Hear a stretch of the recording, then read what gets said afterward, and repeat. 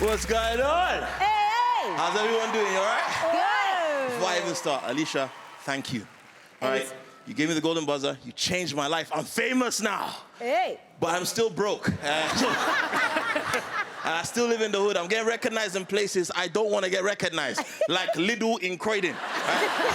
I'm pushing my 20 kilos of onions I bought for 50p and I'm here, oh my God, it's him. Can I get a picture? Can I get a picture? Can I get a picture? I'm like, yeah, sure. Sure, let's have a picture. We take a picture. Oh my God, I'm a big fan. Not as big as you though. Oh my God, I can't wait to go home and show my kids, right? I can't wait to show them that I met Big Nasty. I said, that's cool. Can I go now or am I still being detained, officer? Some people watching will think, oh, it's another one of those Black Lives Matter guys doing jokes about stop and search. No, it's a joke about being fat. Okay? Big Nasty and I are both fat. We just happen to be black too. Don't throw in the race card, guys. When do black people ever get mistaken for each other? Especially not by police. No. Listen, I didn't even want to come out here and talk about race. But seeing as we're on the topic.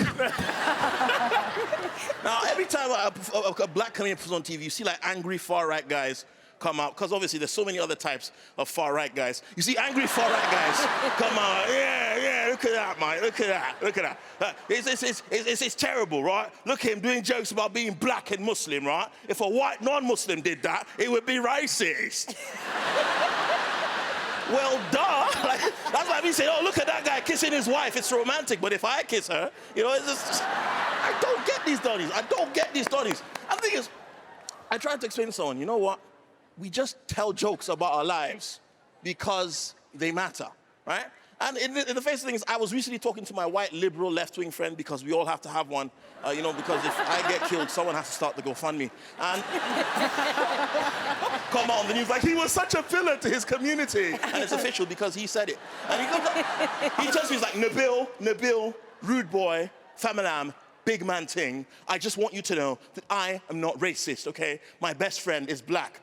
I said, brother, I'm your best friend, I know. Why are you telling me? He's like, yeah, but Nabil, seriously, I just want you to know, I don't even see color. I said, that's why you always lose that snooker, right? You should get medication for that. I was like, no, Nabil, I just want you to know that I've been studying and I found out that if you just adjust your chakras, the energy you put out to the universe is what comes back to you. I said, okay, Tarquin, and? He said, well, I want you to know that if you just forget that you're black, nobody will be racist to you. Okay. Why didn't I think of that? So I listened to him and I forgot I was black. 1 hour later, somebody reminded me, right? I was out shopping, walking through the fruit aisle, and I found I'd acquired a bodyguard that I didn't even pay for. Just followed me through the aisles. He must have been a cheap bodyguard as well, because he wasn't even discreet. He was walking with me. I turned, I was like, look, boss man, I know you're trying to protect your shop, but you're wasting your time. I'm not a shoplifter, okay?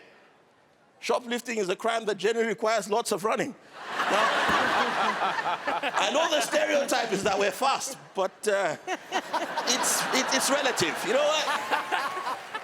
I think racism is a sad thing. Like, you know, recently with COVID and with, you know, we've had people at home, we've had lots of alcohol, we've had Wi-Fi. That's a bad combination. Because you go online and you see people talking things they should not be talking. Like one of my friends came out, he proved himself to be the worst type of racist, right? And these guys, they're so empowered by the internet because the internet is the only place you can say whatever you like and not suffer any consequences unless your name is Wiley. And you should have known better. Oh, Wiley, man, I'm so disappointed. No, but my friend came out and he said, I'm not trying to, why do they always qualify, right? I'm not trying to be racist, but, right? Why do racists think that their racism is less racist when they say they're not trying? That's like me saying, hey guys, I'm not trying to be Muslim, but Allahu Akbar, right? It doesn't.